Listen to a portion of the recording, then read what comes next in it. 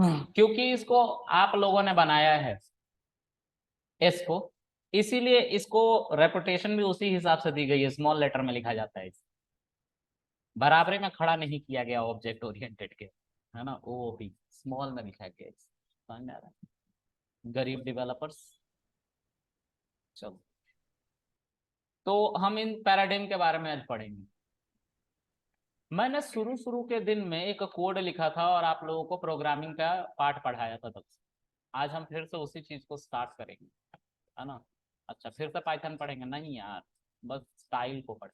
ठीक है, देखो, पहले मैं कुछ कोड कर देता हूँ तब मैं इसको बताऊंगा। तो मैं एक फोल्डर बना लेता हूँ, क्योंकि मैं चाहता हूँ कि ऑब्जेक्ट ओरिएंटेड से रिलेटेड जितनी भी बातें वो एक फोल्डर में सेपरेटेड हो। ठीक है, तो एक फोल्डर वाले इस पे क्लिक कर लिया मैंने, और फोल्डर का नाम भी मैं दे देता हूँ OOPS, object oriented programming structure. ठीक है, this is a folder. Okay, now I am going to create a file which name I'll keep like object oriented paradigm और programming paradigm। ठीक है, ये नाम दे दूंगा उस फाइल का। इस पे क्लिक करूंगा तो ये नीचे की तरफ हो जाएगा। तो अब जो भी फाइल मैं बनाऊंगा वो इसी के अंदर बनेगा, इंडेंटेड होके बन रहा है। तो अब मैं इसका नाम लिखूंगा प्रोग्रामिंग अंडरस्कोर पैराडिम। पैराडिम का मतलब और कुछ नहीं बल्कि स्टाइलिंग होता है। और जुपिटर लैब की ही फाइल बनाने जा रहा हूँ। देखो सामने सिंबल भी आ गया जुपिटर लैब का, और फाइल भी आ गई। ठीक है, अब मैं इसको बंद कर लेता हूँ, और यहाँ पे मैं तुम लोगों को एक कोड लिख के दिखाता हूँ। तो जो मैंने बातें लिख रखी थी नोट्स के अंदर, कहाँ गया, उसके अंदर हमने इन बातों को लिख रखा था। इसको हम क्या करेंगे, यहाँ पे रख देंगे नोट्स की तरह, जिसको आप समझ पाए कि ये नोट्स है। ठीक है, ये सब एक लाइन में आ गया ना, हमें एक लाइन में नहीं चाहिए, हम इसको अलग अलग लाइन में रखेंगे, तो स्पेसिंग देते। ओके, अब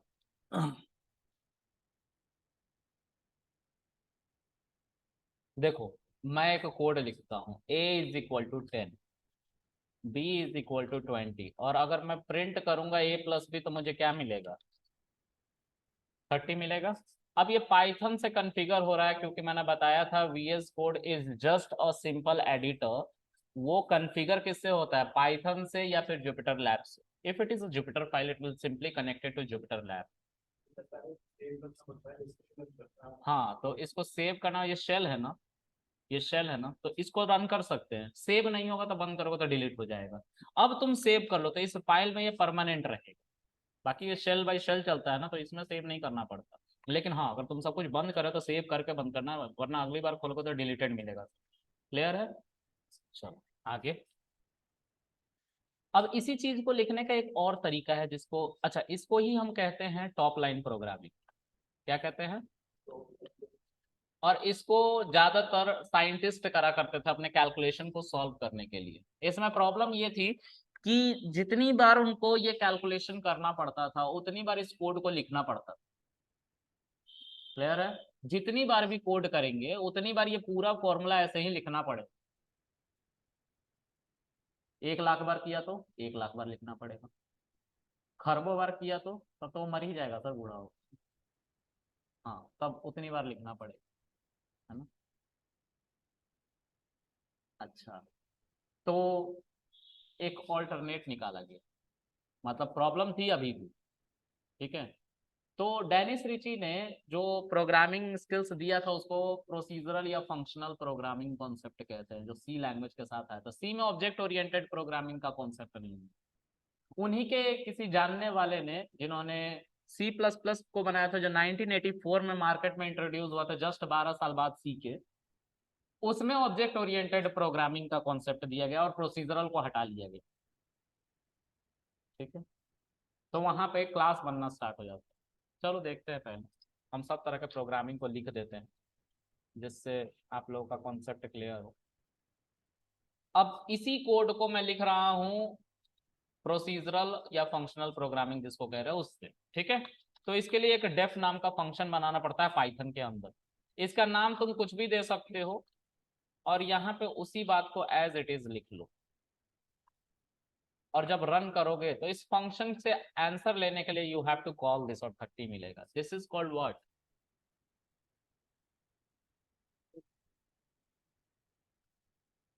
दिस वन. ओके, ये हमारा प्रोसीजरल या फंक्शनल प्रोग्रामिंग. ठीक है. एक तीसरे तरह की प्रोग्रामिंग है जिसके ऊपर 95% मार्केट 95% जो एप्लीकेशन है वो बने हुए हैं, जिसको ऑब्जेक्ट ओरिएंटेड प्रोग्रामिंग कहते हैं. जितने भी तुम एप्लीकेशन देख रहे हो, चाहे वो Amazon हो, चाहे वो फ्लिपकार्ट हो, ब्लिंकिट हो, रेडबस हो, कुछ भी हो, बैंकिंग एप्लीकेशन हो, कुछ भी हो, ठीक है, वो सब इसी कॉन्सेप्ट को यूज करके बने हुए. ठीक है. तो इसको ऑब्जेक्ट ओरिएंटेड प्रोग्रामिंग कहते हैं. मैं पहले करके दिखाता हूँ, फिर इसके बारे में और बताऊँ. ठीक है. तो मैं इसी कोड को एज इट इज, इतने को एज इट इज यहाँ पे कॉपी कर लेता हूँ, और कुछ नहीं करना, इसके ऊपर एक क्लास लिख देना, क्योंकि इसमें क्लास बनता है. ठीक है. अब इसका नाम भी कुछ दे दो, ए नाम दे दिया, और सबको इंडेंटेड ब्लॉक में रखो, क्योंकि ये सब इसके अंदर इंडेंटेड बन के आता है. ठीक है. अब इस ए का ऑब्जेक्ट बनाना होता है. देखो, ऑब्जेक्ट बनाने का कह रहा हूँ पहली बार टर्म ऑब्जेक्ट. याद रखना, ऑब्जेक्ट मैंने बोला था कि आगे चल के बताऊंगा तुम्हें. ऑब्जेक्ट फील आएगा क्या है. Krishna is equal to a parenthesis. Krishna एक वेरिएबल है ना. अब ये वेरिएबल नहीं कहलाएगा, अब ये क्या कहलाएगा? ऑब्जेक्ट. क्योंकि इसने अपने अंदर एक फंक्शन को रख रखा है जिसको ऐड कहते हैं, और वो 30 आंसर देने वाला है. एक गलती हो गई, एक सेल्फ छूट गया. देखो 30 आ गया. मेरी बात को ध्यान से सुनो, सेल्फ पे ध्यान मत दो. ठीक है, बाद में उसकी बात करेंगे. ये बस ध्यान दो कि 3 तरीके से हमें एक ही आंसर मिल रहा है. तो सर 3 तरीके की प्रोग्रामिंग क्यों? मैंने बोला इसके पीछे जिम्मेदार था सिर्फ रिपीटेशन. क्या? Repetition. Repetition of what? Code. Repetition of code. Code को बार बार रिपीट कर रहे थे. देखो, जो पहला टॉप लाइन प्रोग्रामिंग था, अगर साइंटिस्ट को 1 लाख बार ऐसा सम चाहिए तो वो 1 लाख बार इस कोड को लिखेगा. रिपीटेशन है ना. एक ही चीज तुम 1 लाख बार क्यों लिखो? तो इसको सॉल्व करने के लिए मार्केट में उतारा गया प्रोसीजरल प्रोग्रामिंग. ठीक है. अब क्या किया गया, यहाँ पे m और n नाम का वेरिएबल ले लिया गया, और मैं ज्यादा चेंजेस ना करना पड़े इसलिए ऐसे ही लिख दे रहा हूँ. ठीक है. ठीक है, कोई दिक्कत तो नहीं है? नहीं. अब इसके अंदर 2 आर्ग्यूमेंट चाहिए बार बार. तुम 10 20 को ऐड करना चाहते हो, कर लो, 30 आ रहा है. तुम अगर 100 और 200 को ऐड करना चाह रहे हो, देखो 200 सॉरी 300 आ रहा है. मतलब अब हम पूरा नहीं लिखना, हमें सिर्फ ऐड फंक्शन चला के थोड़ा थोड़ा लिखना है. कहने का मेरा मतलब यह है कि प्रोसीजरल में रिपीटेशन खत्म हुआ थोड़ा सा. ठीक है. तो उसी तरह से इसको भी खत्म करने के लिए कि भाई आखिर मैं क्यों बार बार ऐड को कॉल करूं. ठीक है. और थोड़ा सोचो, एक जोमेटो नाम का एप्लीकेशन, और जोमेटो के मान के चलते 10 करोड़ यूजर्स, मान के चलते. तो 10 करोड़ यूजर है तो 10 करोड़ फंक्शन बनाने पड़ेंगे ना, अलग अलग. तो 10 करोड़ फंक्शन बनाते बनाते तो इंसान मर जाएगा ना. हाँ, मैं तो मर जाऊँ, है ना, मुझसे नहीं हो पाएगा. तो मैं क्या करूंगा? और दूसरी बात, हम जाएंगे जोमेटो के ऊपर साइन अप करेंगे तो साइन अप का ऑप्शन भी हटा लिया जाएगा. क्यों? क्योंकि रिक्वेस्ट डालना पड़ेगा फॉर्म फिलअप करके, सर मुझे जोमेटो का एप्लीकेशन बनवाना है. तो डेवलपर बोलेगा ठीक है, डेवलपर अभी हमारा छुट्टी पे है, आएगा तो आपका अकाउंट बन जाएगा. तो तुम जोमेटो यूज करोगे? मैं तो नहीं करने वाला. इसके लिए इसको यूज किया गया. अब किसी पे हमें डिपेंड होने की जरूरत नहीं. अपना डिटेल डालो, खुद ब खुद तुम ऑटोमेटिक रजिस्टर्ड हो जाओगे. नहीं, अभी नहीं, उल्टा नहीं करना, है ना. ये जैसा है, कुदरत के नियमों को मत छेड़ो, है ना.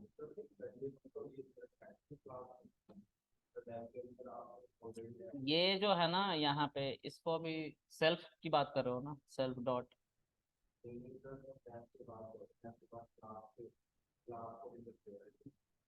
नहीं ले सकते मेरे भाई. अच्छा, करो. हम आंसर देखने में इंटरेस्टेड है. उन्होंने कुछ बताया होगा, चला भी होगा, लेकिन उन्होंने ये नहीं बताया. ठीक है।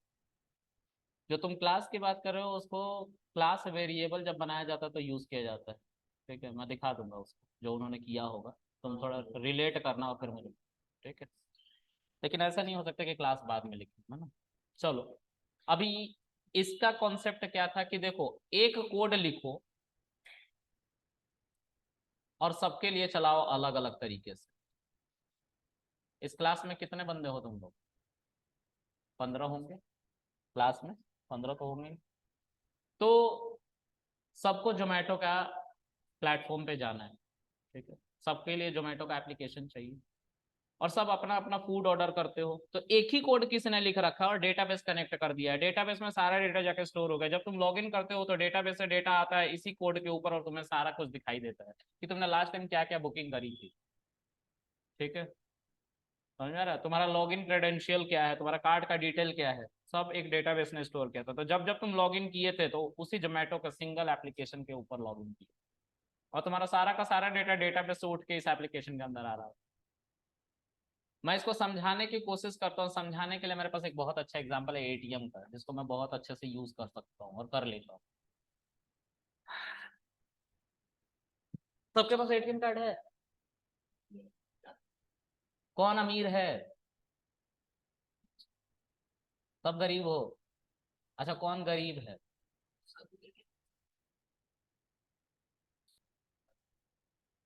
किसके किसके पास एटीएम कार्ड? तुम गरीब हो? एटीएम कार्ड नहीं है तुम्हारे पास? तो हाथ उठाओ। हाँ, हाथ उठाओ, तुम्हारे पास नहीं है? अरे रुको रुको, हाँ क्या? आईडी कार्ड भी नहीं बना? क्या ही कहूँ मैं।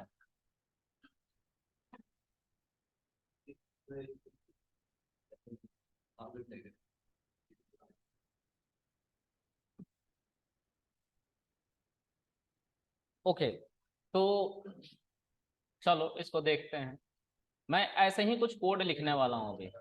ठीक है, देखो, अब मैं एक और फाइल बनाता हूँ। ये पैराडिग्म के बारे में बात कर रहा था कि इतने तरीके से एक ही कोड को लिखा जा सकता है। अब मैं बात कर रहा हूँ सिर्फ ऑब्जेक्ट ओरिएंटेड प्रोग्रामिंग की, और ऑब्जेक्ट ओरिएंटेड के बारे में लिखने से पहले मैं ऑब्जेक्ट ओरिएंटेड के अंदर क्या क्या पढ़ाऊंगा उसको लिख देता हूँ। ठीक है, तो मैं आपको ब्लूप्रिंट पढ़ाऊंगा। ब्लूप्रिंट को ही क्लास कहते हैं।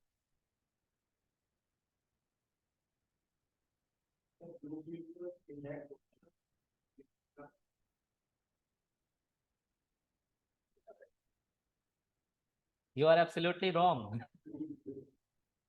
नहीं, ऐसा नहीं, लेकिन कुछ वैसा ही है। ये गलत है जो तुम कह रहे हो, पता नहीं कैसा कॉन्सेप्ट है। तो पुष्पेंद्र सर ने बताया, तो अपने तरफ से तुमने सोच लिया।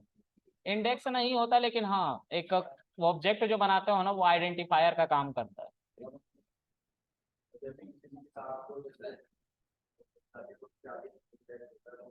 उससे मत कंपेयर करो, बहुत बुरा हो जाएगा उसके साथ, है ना? वो दूसरी चीज है ना। चलो, फिर उसके बाद हम तुम्हें पढ़ाएंगे क्या? ऑब्जेक्ट।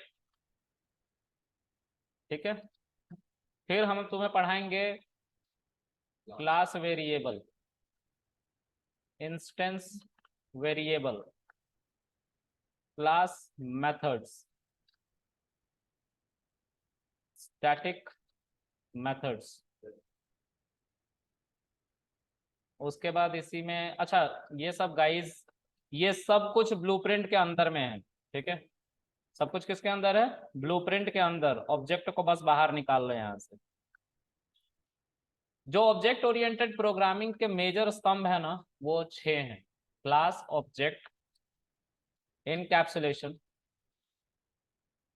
एब्स्ट्रैक्शन, इनहेरिटेंस, और लास्ट है पॉलीमॉर्फिज्म।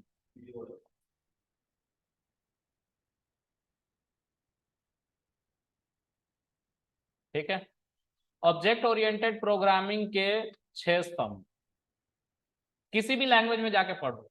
ऑब्जेक्ट ओरिएंटेड प्रोग्रामिंग में ये 6 बातें तुम्हें पढ़नी पड़ेगी, जिसमें पहला क्लास आएगा, दूसरा ऑब्जेक्ट आएगा, इनकैप्सुलेशन आएगा, एब्स्ट्रैक्शन आएगा, इनहेरिटेंस आएगा एंड पॉलीमॉर्फिज्म आएगा। नहीं नहीं, ये स्तंभ है, ब्लूप्रिंट सिर्फ ये है। ओके, अब एब्स्ट्रैक्शन जो होता है वो एक प्रोजेक्ट का ब्लूप्रिंट होता है। अगर कल को चल के तुम कोई प्रोजेक्ट बनाते हो ऑब्जेक्ट ओरिएंटेड प्रोग्रामिंग से, तो एब्स्ट्रैक्शन उस प्रोजेक्ट का ब्लूप्रिंट। ये आगे चल के बताऊंगा तब क्लियर होगा, अभी नहीं। ठीक है, अभी सही वक्त नहीं आया है। ठीक है, आएगा। हाँ भाई, पिलर पिलर पिलर नंबर 62 के साथ सामने, कोहाट मेट्रो स्टेशन के सामने सर्टिफिकेट है। ठीक है, पिलर है जिसपे हमारा ऑब्जेक्ट ओरिएंटेड प्रोग्रामिंग स्टेबल हुआ रखा है ना। कोई भी पिलर खराब हुआ तो उस ऑब्जेक्ट ओरिएंटेड प्रोग्रामिंग का पूरा कॉन्सेप्ट धराशाही हो जाएगा। हाँ, मेट्रो नीचे आ जाएगा। हाँ, फिर मेट्रो मेट्रो ने ट्राम कहलाएगी। ठीक है, क्लियर है। अब इसी चीज को हम कॉपी कर लेते हैं और इसको लेके चलते हैं हम एक नए फाइल के ऊपर, जो हम इसी के अंदर ऑब्जेक्ट ओरिएंटेड प्रोग्रामिंग फोल्डर के अंदर ही बनाएंगे। और इसमें हम लिखेंगे, आज हम आपको सिर्फ क्लास और ब्लूप्रिंट के बारे में बताएंगे। ठीक है, क्लास और ऑब्जेक्ट, सॉरी ब्लूप्रिंट क्लास को ही कहते हैं। तो क्लास एंड ऑब्जेक्ट के बारे में बताएंगे। मैं जुपिटर लैब की ही फाइल इस्तेमाल करूंगा क्योंकि इस पे बताना आसान होता है, अलग अलग कोड चलता है। ठीक है, तो हम सारे चीजों को एज इट इज लिख लेते हैं। ठीक है,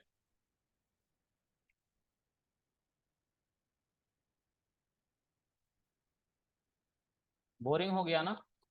अभी देखो तुम्हें नींद भी आएगी थोड़ी देर में। ठीक है, हाँ सच में नींद आएगी, ट्रस्ट। उसके लिए मैं कुछ नहीं कर सकता, हमारे प्लान के मुताबिक ये पढ़ाना जरूरी है, नहीं छुट्टी नहीं कर सकते। तो क्लास के बारे में हम समझते हैं, सब समझो मेरे गरीब दोस्तों। यहाँ पे ये कुछ गलत हो रहा है, देखो मैं क्या गलत हो रहा है। ये चलेगा नहीं, नहीं चल रहा ना, क्योंकि ये कोड नहीं। चलो आगे देखो। तो सबके पास एटीएम है, सबने एटीएम यूज किया है ना?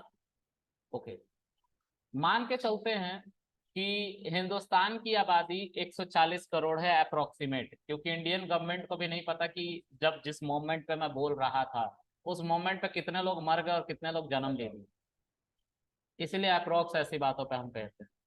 ठीक है, इसलिए इंडियन गवर्नमेंट ये नहीं बता पाती कि कितने लोग एग्जैक्टली एग्जिस्ट करते हैं। ठीक है, यूएस वाले बता देंगे, क्योंकि पैदा होने से पहले ही, मतलब हो जाने के जस्ट बाद, बच्चे को नाम भले ही ना दिया जाए, एसएसएन नंबर दे दिया जाता है, सोशल सिक्योरिटी नंबर। ठीक है, हिंदुस्तान एक सिस्टमेटिक देश बन रहा है और यूएस एक सिस्टमेटिक देश है। ठीक है, रिसोर्सेज किसको कैसे बांटनी है उनको पता है, उनके लोकल्स के बारे में पता है, उनको सब कुछ के बारे में पता है।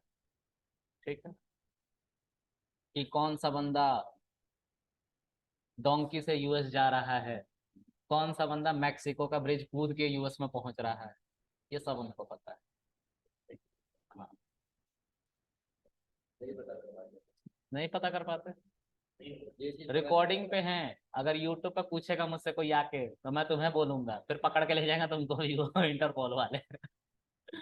चलो आगे देख, आगे देखते हैं।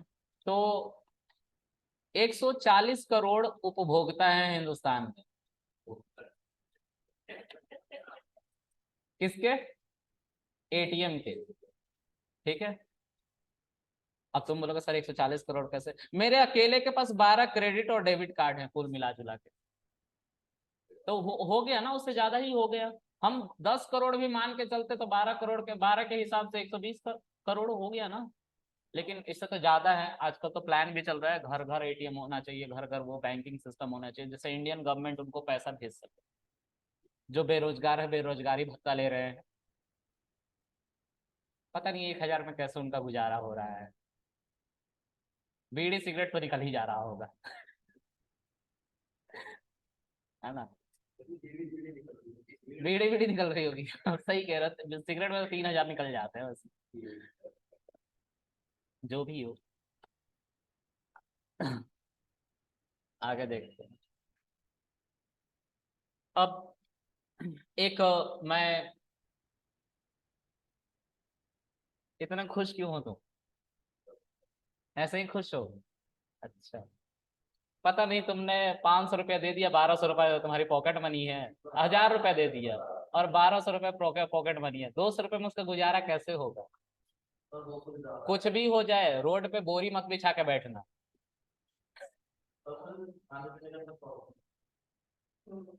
हम तो उसी में दिन भर रहते हैं, देखो तो मैं पढ़ा रहा हूँ। चलो जो भी हो, अच्छी बात है, ये सब शौक नहीं पालने चाहिए, बुरी बात है ना। मुझे बिल्कुल पसंद नहीं है ये। एक क्लास बनाओ, एक क्लास बनाओ, ठीक है। क्लास का नाम दे दो ATM, ठीक है। ऐसे ही लिखा जाता है, लिखने में कोई चेंजेस नहीं होगा, ऐसे ही क्लास लिखना है।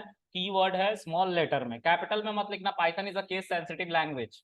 अगर तुम कैपिटल में लिखोगे तो उपभोक्ता को तुम ATM कार्ड नहीं दे पाओगे, ठीक है।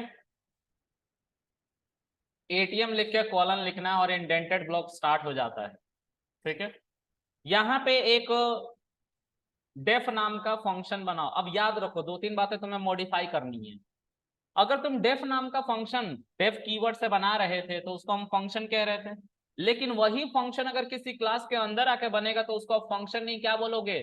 मेथड। क्या बोलोगे? अगर क्लास के अंदर वही डेफ कीवर्ड वाला फंक्शन बन रहा है तो तुम उसे मेथड बोलोगे। क्लियर है? याद रखना इस बात, कभी मत भूलना। क्लास के अंदर अगर डेफ कीवर्ड से कोई फंक्शन बना रहे हो, डेफ से ही बनता है फंक्शन, डेफ से फंक्शन बना रहे हो तो उसको क्या बोलोगे? मेथड। क्योंकि क्लास के अंदर है, क्लास के अंदर मतलब क्लास के इंडेंटेड ब्लॉक में बना हुआ है, ठीक है, इसीलिए क्लास के अंदर है, ठीक है। आगे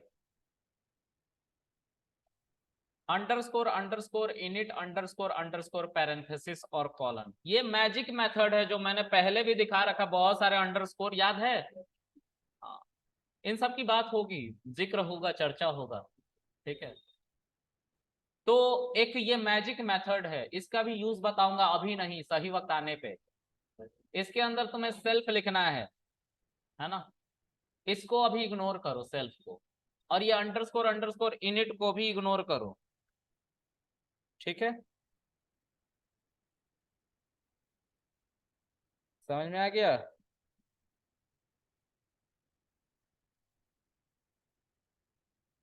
उसके बाद एंटर, फिर से इंडेंटेड ब्लॉक में आ गए, क्योंकि फंक्शन के अंदर भी इंडेंटेड ब्लॉक होता है।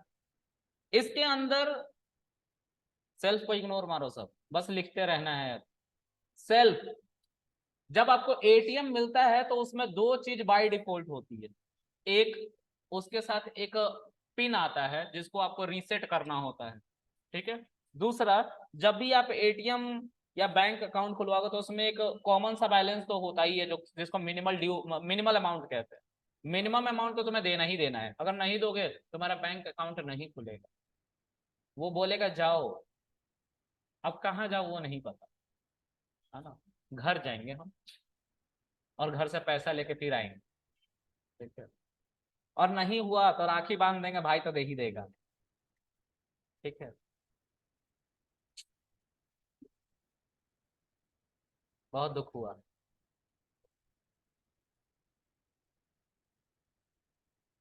आगे देखते हैं। नींद आ रही है ना? अभी तुम सो भी जाओगे, देखना लिख के लो, सोओगे हाँ, सेल्फ डॉट बैलेंस, और बैलेंस 1,000 मान के चलते हैं। अब कोई मुझे ये मत बोलना सर हम दिल्ली में हैं, अर्बन तो 10,000 रुपये हो गया है मिनिमम अकाउंट, मिनिमम बैलेंस 10,000 हो गया है।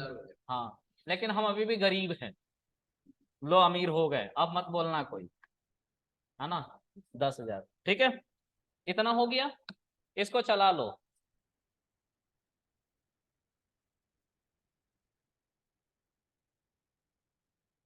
ठीक है, ये चल गया। अब कृष्णा एक बंदा है, उसके पास एटीएम है। ठीक है, पैरेंथेसिस। ठीक है, कृष्णा एक बंदा, उसके पास एटीएम है और एटीएम पैरेंथेसिस लिख दिया। अब कृष्णा के जो बाय डिफॉल्ट क्या होंगे, पिन और बैलेंस जो होंगे वो दिखाई देंगे। देखो, बैलेंस और पिन, अगर पिन देखोगे तो बाय डिफॉल्ट 1 2 3 है ना, और बैलेंस देखोगे तो बाय डिफॉल्ट 10,000। नाम क्या है तुम्हारा? तुम्हारा कृष्णा, तुम्हारा भी नाम कृष्णा? कृष्णा 2। यार मैंने ऑलरेडी बना लिया ना, ओवरराइड हो जाएगा। कृष्णा 6 कर दो ना।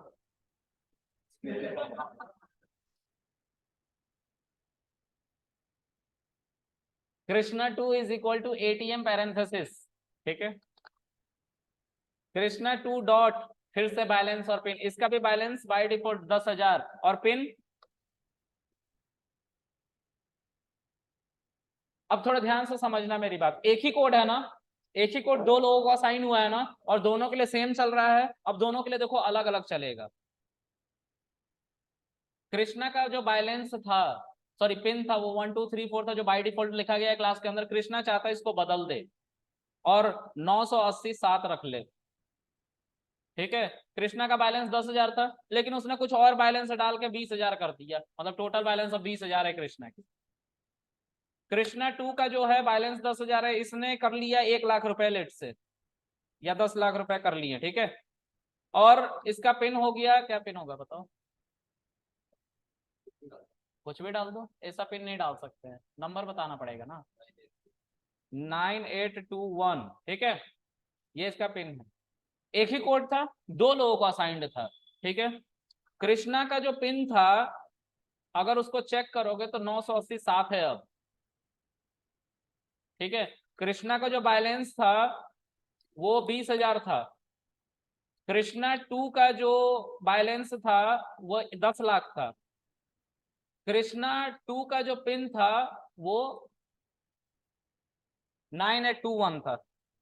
एक ही कोड दो अलग अलग लोगों के लिए अलग अलग तरीके से चल रहा है ना। जितने आप लोग हैं उन सब का ये सेम कोड होगा और सबके लिए अलग अलग तरीके से चलेगा। यही कॉन्सेप्ट था ऑब्जेक्ट ओरिएंटेड प्रोग्रामिंग का। एक कोड लिखो और सबके लिए चलाओ। ठीक है, एक कोड लिखा, एक कोड ने सब डेटा को मैनेज किया अलग अलग तरीके से और मैच भी नहीं होने दिया किसी से। हमें मल्टीपल कोडिंग नहीं करनी पड़ी। अगर हम ये फंक्शनल प्रोग्रामिंग में करते हैं तो जैसे मैंने कृष्णा और कृष्णा 2 के लिए यही ये सिंपल कोड चला है ना, ये दो फंक्शन बनाने पड़ते, दो अलग अलग नाम से बनाने पड़ते, नहीं बनाने पड़ते, उससे हम बचे हैं। ठीक है, लोग कहते हैं ऑब्जेक्ट ऑब्जेक्ट ऑब्जेक्ट, लेकिन समझ में ही नहीं आता क्योंकि हमें कुछ नहीं पता होता इसके बारे में। अब मैं तुम्हें इसको ऐसे भी समझा सकता था कि एटीएम, अगर हर बंदा एटीएम लेके चला तो एटीएम को एक क्लास मांगो। ठीक है, और हम सब उसके ऑब्जेक्ट हैं। ऑब्जेक्ट हम समझेंगे क्या होता है धीरे धीरे। वेरिएबल को ही क्लास के अंदर, सॉरी क्लास के बाहर ऑब्जेक्ट कहते हैं। ऑब्जेक्ट ओरिएंटेड प्रोग्रामिंग में जब किसी क्लास को किसी वेरिएबल को असाइन कर देते हो, जैसे यहाँ पे किया गया है कृष्णा को असाइन, तो कृष्णा ही है ऑब्जेक्ट। ऑब्जेक्ट ओरिएंटेड प्रोग्रामिंग में क्लास के बाहर, ये क्लास का अंदर का पार्ट है। ठीक है, मैं क्लास से बाहर निकल चुका हूं। ठीक है, और यहाँ पे मैंने कृष्णा लिखा और ये एटीएम यानी कि पूरी क्लास इस कृष्णा को असाइन कर दिया है मैंने। तो कृष्णा जो है ऑब्जेक्ट है एटीएम क्लास का। क्लियर है? उसी तरह से कृष्णा 2 भी क्या है, ऑब्जेक्ट है एटीएम क्लास का। ये क्लियर है? पक्का ना? वेरिएबल को ही ऑब्जेक्ट कहते हैं। क्लास के अंदर भी वेरिएबल है but this is not a object. Okay, clear? Object ये नहीं है। क्लास के अंदर कल को मैं जाके a इज इक्वल टू 10 लिख दूं, this is also not a object. ये ऑब्जेक्ट नहीं है, क्लास के अंदर है। क्लास के बाहर अगर कुछ लिखा हुआ है वो ऑब्जेक्ट है। ठीक है, चलो इसको थोड़ा और अच्छे से समझते हैं, इसी को कॉपी कर लेते हैं और नीचे आते हैं। अभी थोड़ा सा रुक जाओ ना, कुछ है चीजें बाकी जो बतानी। सब ध्यान से सुनो, इसमें अब एक क्वेश्चन है, क्लास को हम क्या कहते हैं? ब्लूप्रिंट कहते हैं, क्योंकि ये एक खाका है जिसको हर ऑब्जेक्ट को असाइन कर दिया जा रहा है और हर ऑब्जेक्ट के हिसाब से ये चल रहा है कोड, तो ब्लूप्रिंट हुआ ना। अब आप लोगों को मैं शुरू से कंस्ट्रक्टर पढ़ाता था, इंट में constructor, float constructor, string constructor, list, tuple, set, सब तरह के कंस्ट्रक्टर पढ़ा डाले, और तब मैं बोलता था सब्र रखो, सही वक्त आएगा। आ गया सही वक्त, आ गया, यही है सही वक्त। इसी को कहते हैं कंस्ट्रक्टर, इसी फंक्शन को कहते हैं कंस्ट्रक्टर। ठीक है, underscore underscore init underscore underscore parenthesis, ये जो पूरा का पूरा फंक्शन है ये एटीएम क्लास का कंस्ट्रक्टर है। अगर थोड़ी देर के लिए सोचना, अगर एटीएम एक डेटा टाइप है तो उसका कंस्ट्रक्टर क्या होगा? एटीएम पैरेंथेसिस, लेकिन अंदर में चलता यही वाला फंक्शन, समझ में आ रहा है? तो कंस्ट्रक्टर यही है।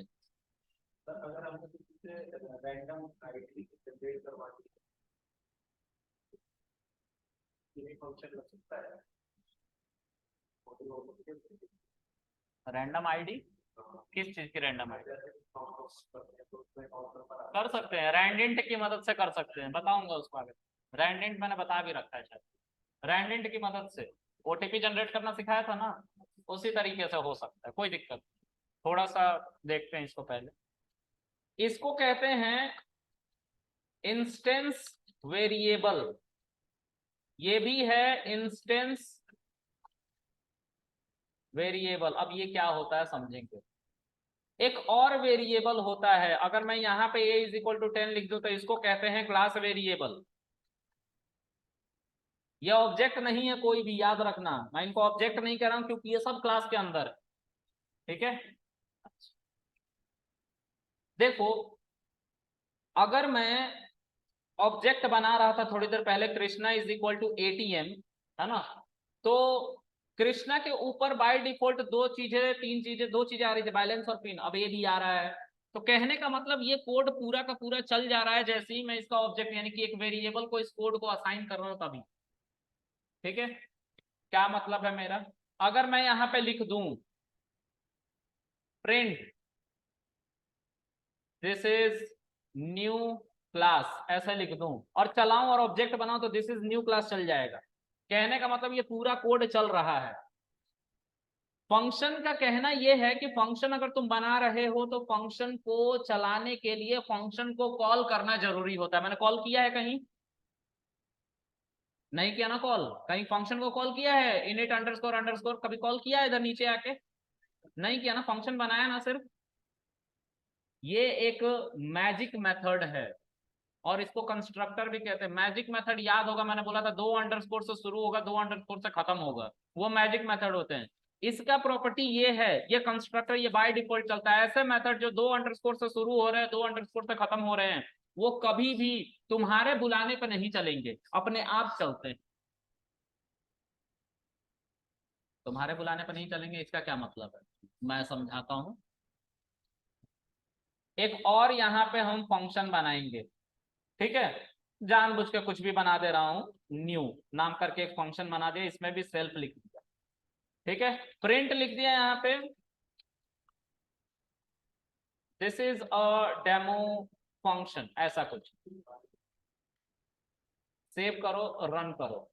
अब देखो कृष्णा के ऊपर एक न्यू नाम का वो डब्बा वाला मेथड आ रहा है, डब्बे से आता था ना, याद है? तो ये आ रहा है लेकिन इनिट मेथड नहीं आ रहा है, डब्बे के साथ नहीं आ रहा ना। इनिट मेथड को तुम कॉल नहीं कर सकते, इनिट मेथड बाय डिफॉल्ट चलेगा क्योंकि वो मैजिक मेथड है, उसका अपना अलग काम है, उसको कॉल नहीं किया जा सकता, लेकिन इसको किया जा सकता है। You have to put parenthesis after this and you will get all the output mentioned inside new function और method। ठीक है, तुम init को नहीं कॉल कर सकते, वो बाय डिफॉल्ट चलेगा। ठीक है, अच्छा जब वो चल रहा है तो मेमोरी में पिन और बैलेंस की वैल्यू डिफाइन कर दे रहा है जिस भी ऑब्जेक्ट के लिए चला, जैसे कृष्णा, तभी तो कृष्णा के ऊपर पिन आ रहा है और बैलेंस आ रहा है ना। और थोड़ा समझते हैं यहाँ पे।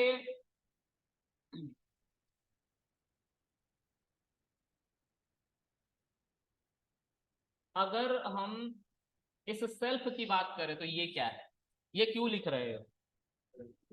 तो मैंने बोला कि ये जो कृष्णा है यही सेल्फ है। अब तुम बोलोगे ये ऐसा कैसे, पूछोगे ना भाई क्वेश्चन, ऐसा कैसे हो रहा है, कृष्णा सेल्फ कैसे है? कल को मैं अर्जुन लिख दूंगा और इक्वल टू एटीएम लिख दूंगा तो अर्जुन सेल्फ बन जाएगा। मैंने बोला हाँ यही कह रहा हूं। ऐसे कैसे कह रहे हो, प्रूफ है तुम्हारे पास? मैंने बोला है। कैसे? अगर मुझे थोड़ा सा सोच के बताना आप लोग, a is equal to 10, b is equal to 10, ये दोनों सेम होते हैं ना। अगर एक वैल्यू है उसको दो वेरिएबल को असाइन कर दिया गया है तो उनकी सेम आईडी होती है। तो बताओ कैसे प्रूफ करोगे कि दोनों सेम है? आईडी से चेक करेंगे सर, दोनों की अगर आईडी सेम हो गई तो दोनों सेम होंगे। आईडी ऑफ ए और आईडी ऑफ बी दोनों की बराबर अगर हो जाती है तो दोनों सेम है। ठीक है, उसी तरीके से हम यहां पे सर अगर आईडी, आईडी किसकी, ए की, सॉरी ए की कह रहा हूं, सेल्फ की, सेल्फ की आईडी को चेक करें, कुछ लिख देता हूं आईडी ऑफ सेल्फ। ठीक है, ऐसा लिख देता हूं जिससे रीडेबिलिटी बनी रहे। देखो आईडी ऑफ सेल्फ का प्रिंट हो रहा है ना, ये बाय डिफॉल्ट चलता है, तो चल रहा है तो आईडी भी सेल्फ की प्रिंट हो जा रही है। और अगर मैं कृष्णा की भी आईडी को पता करने की कोशिश करने लग जाऊं तो मैं कैसे पता करूंगा आईडी ऑफ कृष्णा, तो इसकी भी आईडी आएगी। अगर दोनों सर सेम है तो क्या हम बोलेंगे सेल्फ ही कृष्णा था, और सेल्फ ही तुम्हारा ऑब्जेक्ट भी है, क्योंकि कृष्णा ही तो ऑब्जेक्ट है तो सेल्फ ही तो ऑब्जेक्ट भी है। सेल्फ एक आर्ग्यूमेंट है, उसके ऊपर कृष्णा जा रहा है। देखो तो मैं समझाता हूं, एक बहुत ही वाहियात तरीका है किस चीज का, क्लास को कॉल करने का या क्लास के ऑब्जेक्ट्स को कॉल करने का। तुमने लिखा Krishna is equal to ATM लिखा ना, और कृष्णा के ऊपर डॉट लगा तो सारे मेथड वगैरह सब कुछ आ रहे हैं। ठीक है, देखो जो मेथड है उसके आगे बॉक्स बन के आ रहा है, जो इंस्टेंस वेरिएबल है उसके आगे इस इरेजर की शेप का कुछ आ रहा है, या क्लास वेरिएबल। याद रखना ये सब आइडेंटिफायर्स है। ठीक है, थोड़ा ध्यान से समझेंगे अब इस चीज। यहाँ पे तुम न्यू को कॉल करते हो तो न्यू चलता है, एक तो ये तरीका, ये पॉपुलर है, यही चलता है पूरे इंडस्ट्री में। लेकिन एक और तरीका है इसी काम को करने का। ठीक है, अगर मैं बोलूं कृष्णा डॉट न्यू आप चला रहे हो, इसको ऐसा नहीं किसी और तरीके से चलाओ, तो तरीका देखो क्या है। कृष्णा किसको रिफ्लेक्ट करता है, पैरेंथेसिस हटा लें, और कृष्णा अपने आप को यहां पे डाल लेगा, और सेम चीज चल रहा है, सेल्फ पे चल रहा है ना, एक आर्गुमेंट था ना उसके पास सेल्फ, उसमें किसको प्लेस कर दिया, ले जाके ऑब्जेक्ट को ही ले जाके प्लेस कर दिया, मैंने कर दिया ना प्लेस। तो किसके लिए सेल्फ चल रहा था, ऑब्जेक्ट के लिए, अपने आप को रख रहा था।